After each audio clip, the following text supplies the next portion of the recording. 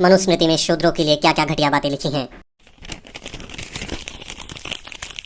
मानवता के कल्याण के लिए परम सृष्टिकर्ता ब्रह्मा ने अपने मुख से ब्राह्मणों को जन्म दिया, क्षत्रियों को अपनी भुजाओं से, वैश्यों को अपनी जांघों से और शूद्रों को अपने पैरों से पैदा किया।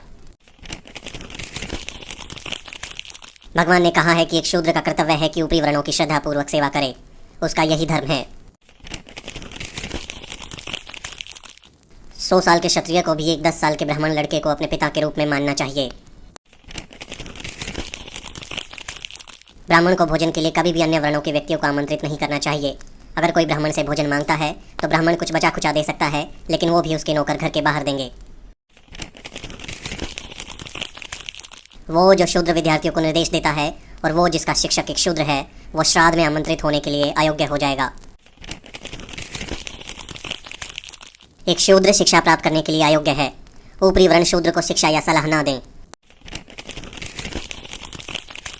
यह आवश्यक नहीं कि शूद्र को नियमों और संहिताओं का पता होना चाहिए और इसलिए उन्हें पढ़ाने की आवश्यकता नहीं है। जो इसका उल्लंघन करेगा वो नरक में जाएगा। एक ब्राह्मण को ऐसे देश में न रहने दें जहां शासक शूद्र हो। शूद्रों की उपस्थिति में वेदों को कभी नहीं पढ़ना चाहिए।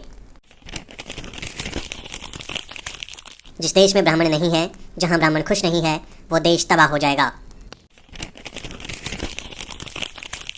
सिर्फ एक ब्राह्मण सभ्य होता है, वो न्यायाधीश के रूप में कार्य करे, लेकिन शूद्र कभी ऐसा नहीं कर सकता।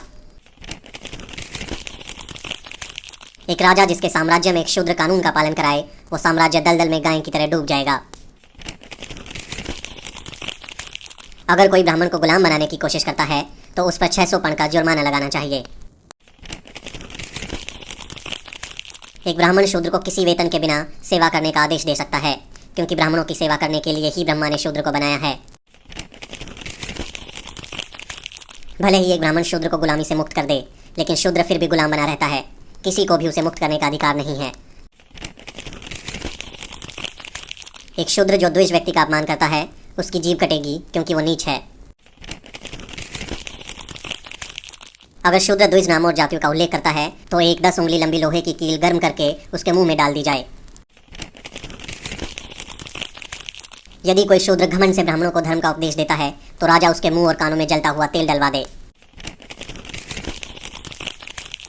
एक शूद्र जो ऊंची जाति की महिला के साथ संभोग करता है तो उसे मौत के घाट उतार दिया जाना चाहिए और उसकी संपत्ति को जब्त कर लिया जाना चाहिए। एक ब्राह्मण शूद्र को बाध्य कर सकता है, चाहे वो खरीदा गया हो या बिना काम किया हुआ हो। किसी भी शूद्र के पास खुद की संपत्ति नहीं होनी चाहिए। उसके पास खुद का कुछ भी नहीं होना चाहिए। एक धनी शूद्र का अस्तित्व ब्राह्मणों के लिए बुरा है। एक ब्राह्मण शूद्र के माल पर अधिकार कर सकता है। एक ब्राह्मण बिना किसी हिचकिचाहट के शूद्र की संपत्ति जब्त कर सकता है। एक शूद्र जो सिर्फ अपना पेट भरना चाहता है, एक वैश्य की सेवा कर सकता है। यदि वो जीवित रहने का स्थायी साधन चाहता है तो वो एक क्षत्रिय की सेवा कर सकता है, लेकिन अगर वो स्वर्ग जाना चाहता है या अगली पीढ़ी में उच्च या श्रेष्ठ जन्म चाहता है तो उसे ब्राह्मण की सेवा करनी चाहिए। एक शूद्र का सबसे पवित्र कर्तव्य ब्राह्मणों की सेवा करना है। हमेशा ब्राह्मण शब्दों का अत्यंत भक्ति के साथ पाठ करना चाहिए। ऐसे शूद्र को मोक्ष मिलेगा, अन्यथा वो बहुत बुरी मौत मर जाएगा और सबसे बुरे नरक में जाएगा।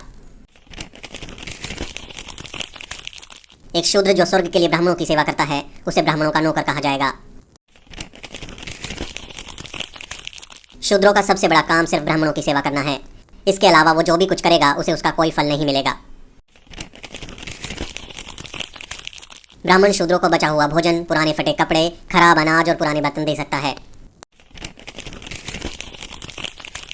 शूद्र जरा सा भी धन संग्रह नहीं कर सकता, भले ही उसके पास इसे बनाने की शक्ति हो, क्योंकि एक अमीर आदमी गर्व करता है जिससे ब्राह्मणों को दर्द होता है।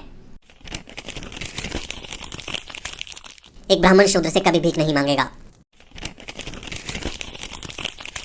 शूद्र किसी अन्य वर्ण में शादी नहीं कर सकता।